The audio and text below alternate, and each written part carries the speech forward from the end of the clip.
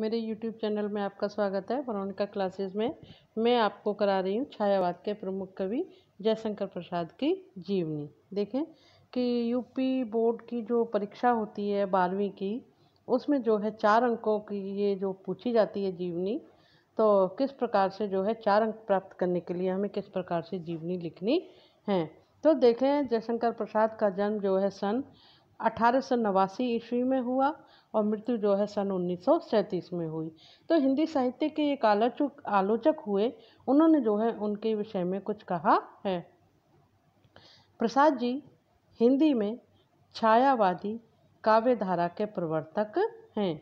खड़ी बोली में कोमलकांत पदावली का समावेश प्रसाद जी के काव्य की महत्वपूर्ण विशेषता है। छायावादी काव्य का जो मनोहर महल खड़ा हुआ है, उसका शिलान्यास प्रसाद जी के कर कमलों के द्वारा ही हुआ था। ठीक है, अब देखें इनसे संबंधित कुछ स्मरणीय तथ्य। इनका जन्म जो हुआ सन 1889 ईस्वी। ठीक है, जन्म स्थान इनका था काशी। और इनसे संबंधित अन्य बातों में देखें, 12 वर्ष की अवस्था में पिता की मृत्यु और जीवन कष्टों से भरा हुआ। ठीक है, काव्यगत विशेषताएं इनकी रही छायावाद के प्रवर्तक, नए विचार, नई कविताएं, नई शैलियाँ। ठीक है, भाषा आरंभ में ब्रज भाषा रही, बाद में खड़ी और उसके बाद में शुद्ध संस्कृत, लाक्षणिक तथा मधुर भाषा। शैली कैसी रही इनकी? अनेक शैलियाँ हैं इनकी। और अलंकारों में नवीन उपमान। रचनाएं काव्य, नाटक, उपन्यास, कहानी आदि अनेक रचनाएं। ठीक है, तो अब आगे देखें, इनसे संबंधित जो है जीवन परिचय आप किस प्रकार से लिखेंगे। देखें कि जीवन परिचय देखें पहले कि हिंदी में छायावादी काव्य के प्रवर्तक श्री जयशंकर प्रसाद का जन्म माघ शुक्ल द्वादश सन 1946 विक्रम संवत सन 1889 ईस्वी में काशी के एक धनी महादानी परिवार में हुआ था। आपके पिता में शिवरत्न साहू जी काशी के प्रसिद्ध दानियों में गिने जाते थे। बालक प्रसाद की अवस्था अभी 12 वर्ष की ही थी कि आपके पिता श्री देवी प्रसाद का स्वर्गवास हो गया। 15 वर्ष की अवस्था में माता तथा 17 वर्ष की अवस्था में बड़े भाई के निधन का दुख भी आपने सहा। उस समय प्रसाद 7वीं कक्षा में पढ़ रहे थे।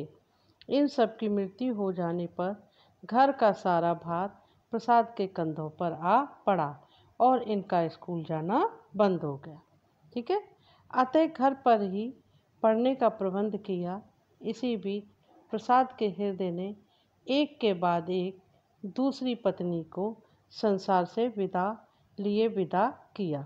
विधवा भाभी तथा मातृहीन पुत्र रतन शंकर को देखकर ये अपने आंसू संभाल न पाते थे।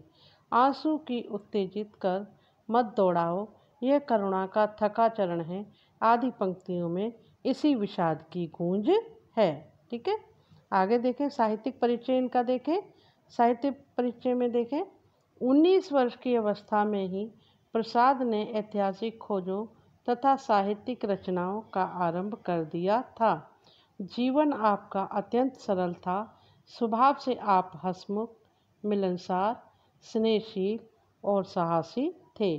अनेक कठिन परिस्थितियाँ प्रसाद के जीवन में आईं, किंतु उन सब का सामना करते हुए भी आप भगवती भारती की सेवा में निरंतर जुटे रहे। भारतीय दर्शन, इतिहास, संस्कृत साहित्य और विशेषकर बौद्ध साहित्य पर आपका गंभीर अध्ययन है। प्रसाद जी का जीवन बड़ा सीधा साधा और सरल शांति प्रिय था। वे अत्यंत प्रतिभाशाली कवि और महान शिव भक्त थे। कामायनी पर उन्हें हिंदी साहित्य सम्मेलन में मंगला प्रसाद पारितोषिक मिला था। 14 नवंबर सन 1937 ईस्वी को आप परलोकवासी हो गए। साहित्यिक कृतियाँ देखें इनकी। प्रसाद जी की महान साहित्यिक कृतियाँ हैं। उनका साहित्य अत्यंत विशाल है। साहित्य की विविध विधाओं पर उन्होंने अपनी लेखनी चलाई। इनकी प्रमुख कृतियाँ इस प्रकार से हैं।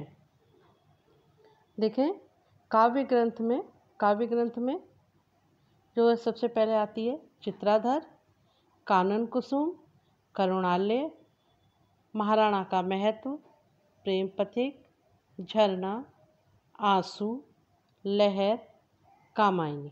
और नाटक देखें इनके द्वारा लिखित राजश्री, अजातशत्रु, स्कंदगुप्त, चंद्रगुप्त, ध्रुवस्वामिनी, विशाख, कामना, जन्मेजय, नागयज्ञ, एक घूट, परिणय और कल्याणी आदि। ठीक है।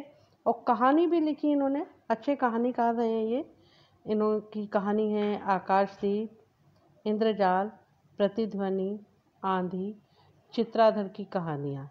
उपन्यास कंकाल, तितली, इरावती। इरावती जो है अपूर्ण रहा इनका।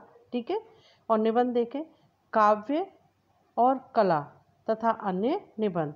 चंपू इन्होंने लिखे, उर्वशी और प्रेम राज्य। ठीक है। यदि आपको मेरी ये वीडियो पसंद आई हो तो आप जो है लाइक और सब्सक्राइब करना ना भूलें। और मैं अगली वीडियो के साथ आपके सामने फिर से हाजिर होती हूँ। और मैं अब कराऊंगी आपको छायावाद के अन्य महत्वपूर्ण कवि। धन्यवाद।